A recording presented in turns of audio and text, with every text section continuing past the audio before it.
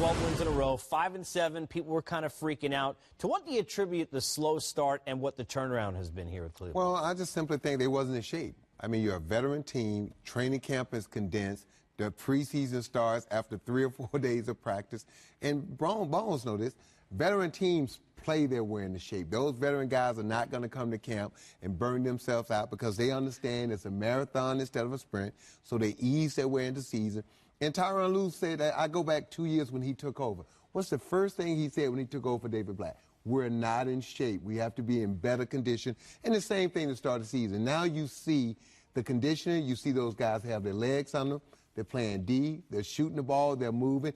They're playing the way we expected them to play at the start of the season. The simple fact, too, is also they're getting familiar with one another. You had all these additions come in and shaking up the lineup and who was going to start and who was going to play off the bench. So finally continuity in that sense for them, and still waiting for who it is that's going to play point guard eventually for them. Calderon is filled in nicely.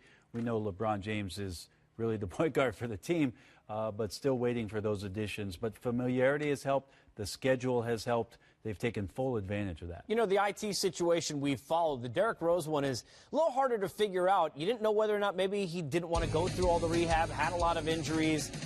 The good news is we hear, okay, back with the team, going to work his way back into playing. Is that enough, though, for this team to kind of work him back in? Or are you still a little bit worried about where he fits right now? Yeah, but not the Cleveland Cavaliers. You have a bunch of veterans on this team that have won championships, that have been through all the things in the NBA, and so they understand that, look, they're going to surround Derrick Rose with the family, with his Cleveland Cavaliers family, give him the time and space he needs to work on his game. But in the meantime, Isaiah Thomas on the men, he's going to come back soon. They're playing good basketball. So even though they're going to welcome Derrick Rose back into the fold, it's not going to stop this train that's coming down the track right now because they're playing with confidence. And you heard Dwayne Wade say, it's about taking care of business against the teams you're supposed to. And when you have those marquee matchups, you want to test yourself because you always want to see where you are at this point in time during the season. 12 guys on that roster, Casey, have played 6 or more seasons in the NBA. There's a lot of guys who've seen a lot of things.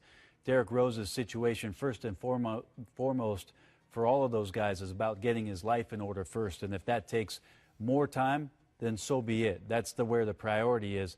If he does come back to the team, the simple fact of the matter is, if he's playing well, he'll play.